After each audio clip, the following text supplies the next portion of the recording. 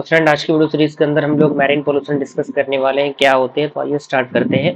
Point कह रहा है marine pollution occurs when harmful effect result from the entry into the ocean of chemical particles, industrial, agriculture and residential waste, noise and other spread of the invasive organism। यानी जो marine pollution होता है वो अकर कब होता है, जब कोई हार्मफुल इफेक्ट रिजल्ट को प्रोवाइड करता है, किससे, जो भी आपका एंट्री होता है और जो ओशन ऑफ केमिकल होते हैं या फिर पार्टिकल्स होते हैं या फिर कोई भी इंडस्ट्रियल, एग्रीकल्चरल और रेसिडेंटियल वेस्ट होते हैं, नॉइज होते हैं, इनके according.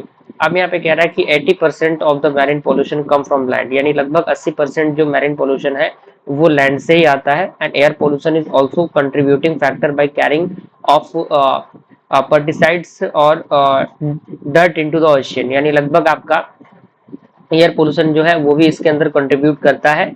And land and air pollution have the proven to the harmful to the marine life and it is habitated. कहने का मतलब क्या है कि जो लैंड और एयर पोल्यूशन होते हैं वो बेसिकली इन चीजों को प्रूव करते हैं कि जो भी आपका मैरीन का हार्मफुल होता है मैरीन लाइफ, वो इनके वजह से ही होता है। And the pollution often comes from the non-point sources such as the agriculture runoff and wind blown debris and dust। अब यहाँ पे अलग अलग फैक्टर्स इसके दिए गए हैं। डायरेक्ट डिस्चार्ज है, यानी मान लीजिए डायरेक्ट हम चीज़ों को मैरिन में मिला देते हैं, ये चीज़ें होती हैं। लैंड रन ऑफ हो गया या फिर आपका शिप पोल्यूशन हो गया,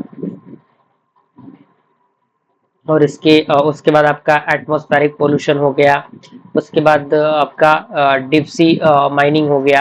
अगर हम टाइप की बात करें तो अलग अलग टाइप होते हैं। पहला आपका होता है एसिडिफिकेशन, उसके बाद आपका होता है इट्रोफिकेशन या फिर प्लास्टिक डिब्रीज या फिर आपका टॉक्साइंस, ये सारी चीज़ें होती हैं।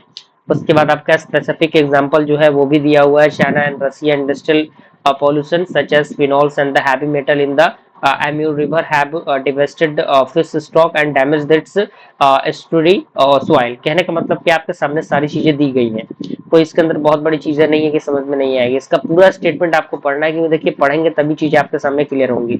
मैं वीडियो को ज्यादा कॉम्प्लेक्स नहीं बनाना चाहता। और यहाँ पे अंडर वाटर नॉइज भी दिया हुआ है, आप यहाँ पे देख सकते हैं। नेक्स्ट वीडियो में हम लोग नॉइज पोल्यूशन को डिस्कस करेंगे। Thank you.